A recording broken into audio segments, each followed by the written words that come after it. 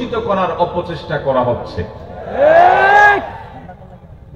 মুসলমানের সন্তান, মুসলিম যুবক, মুসলিম তরুণের সবচাইতে মূল্যবান, মহামূল্যবান সম্পদগুলোর একটি হলো তার সচ্চরিত্র। সচ্চরিত্র যদি নষ্ট হয়ে যায়, এই মুসলিম তরুণ, এই মুসলিম যুবক একটি মৃত লাশের যেরকম কোনো মূল্য থাকে না, সেই মুসলিম তারুণ্যের আল্লাহর কাছে কোনো মূল্য থাকে না। যেই মুসলিম তারুণ্য তার চরিত্রকে, আল্লাহ প্রদত্ত তার যে আখলাক, সেটাকে সে নষ্ট করে ফেলেছে, কলুষিত করে ফেলেছে, নোংরা করে ফেলেছে, এই যুবকের আল্লাহর কাছে কোনো দাম আর থাকে না। ভাইরা আমার,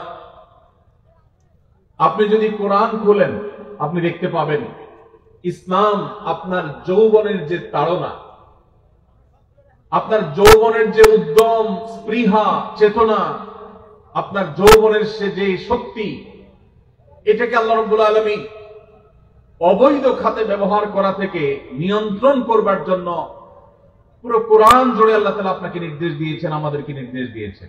যুবক ভাইরা আমার, আপনি যদি প্রিয় নবী সাল্লাল্লাহু আলাইহি সাল্লামের হাদিসের দিকে তাকান, আপনি দেখতে পাবেন প্রিয় নবীজি সাল্লাল্লাহু আলাইহি সাল্লাম অত্যন্ত মায়া ভরা কণ্ঠে তিনি আপনাকে আমাকে স্নেহ মমতা দিয়ে ডেকে ডেকে বলেছেন, ইয়া মা'শারাশ শাবাব, ওহে তরুণ সম্প্রদায়, ওহে যুবকেরা, মান ইসতাতা'a মিনকুমুল বাআতা ফালইয়াতাযাওয়াজ,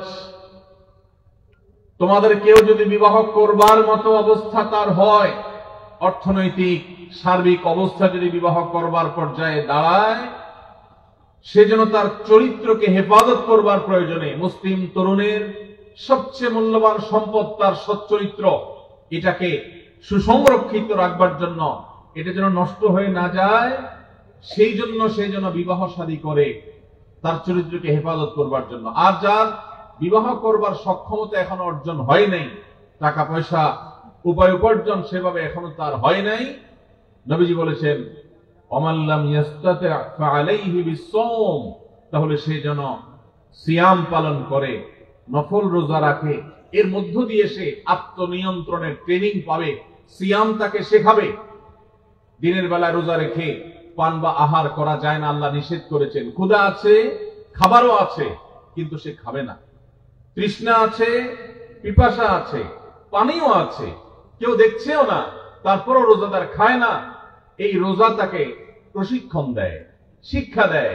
ঠিক একইভাবে তোমার হাতের নাগালে হারামের হাতছানি তোমাকে ডাকছে, আবার তোমার যৌবনের তাড়না তোমাকে তাড়িয়ে বেড়াচ্ছে, কিন্তু এরপরও তুমি তোমার রব দেখতে পাচ্ছেন, কেউ দেখতে পাক বা না পাক, তোমার অভিভাবক মা বাবা জানুক বা না জানুক, তুমি সবার চোখের আড়ালে থেকেও তোমার চরিত্রকে হেফাজত করবে। আল্লাহর নিষিদ্ধ পথে তুমি পা বাড়াবে না।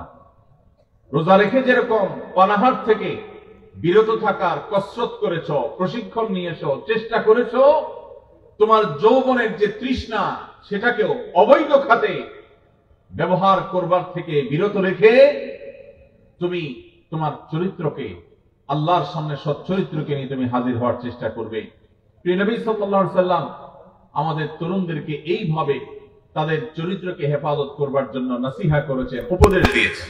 ভাইরা আমার, আজ পশ্চিমা পৃথিবী সাংস্কৃতিক আগ্রাসনের ফলে আমাদের দেশের মুসলিম তরুণদের যে ঈমানের শক্তি ছিল, যে তেজ ছিল, যে মুসলিম তরুণ ওমর ইবনুল খাত্তাব রাদিয়াল্লাহু তাআলা আনহুর অনুসারী, যে মুসলিম তরুণ আলী ইবনে আবি তালেবের অনুসারী, যে মুসলিম তরুণ আল্লাহ নবী সাল্লাল্লাহু আলাইহি সাল্লামের সেই এক এক মহাদেশ, এক এক দেশ বিজয়ী সাহাবীদের অনুসারী, যাদের দেখলে গোটা দুনিয়া থরথর করে কাঁপত। অন্যায়কারী, পাপিষ্ঠরা, জালিমরা, অত্যাচারীরা,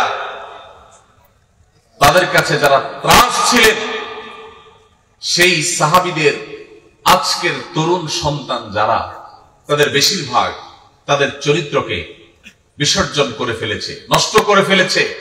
হারামে তারা গা ভাসিয়ে তারা আজ সেই তেজ, সেই ইমানি শক্তি, সেই পাওয়ার, সেই ইবাদতের শক্তি আজ তারা হারিয়ে ফেলেছে।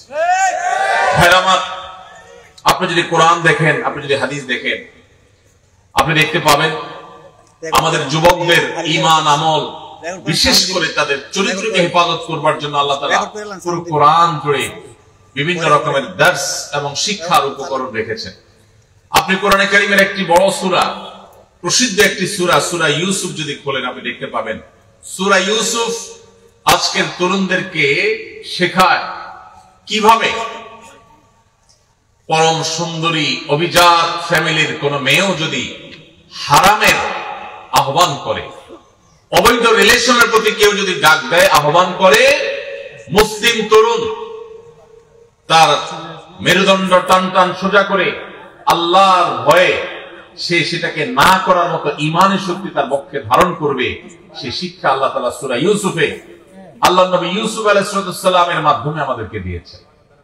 ভাইরা আমার, আজ আমাদের যুবকদের চরিত্রকে নষ্ট করবার জন্য এই যে ভিনদেশ থেকে সাধু ভ্যালেন্টাইন খ্রিস্টানদের একটি ধর্মযাজকের ধর্মীয় একটা দিবস, সেটাকে ভালোবাসা দিবসের মোড়কে, ভালোবাসা দিবসের খোলসে, ভালোবাসা দিবসের আড়ালে সেই খ্রিস্টানদের ধর্মীয় দিবস আজ মুসলিম যুবকদেরকে দিয়ে পালন করিয়ে নিচ্ছে।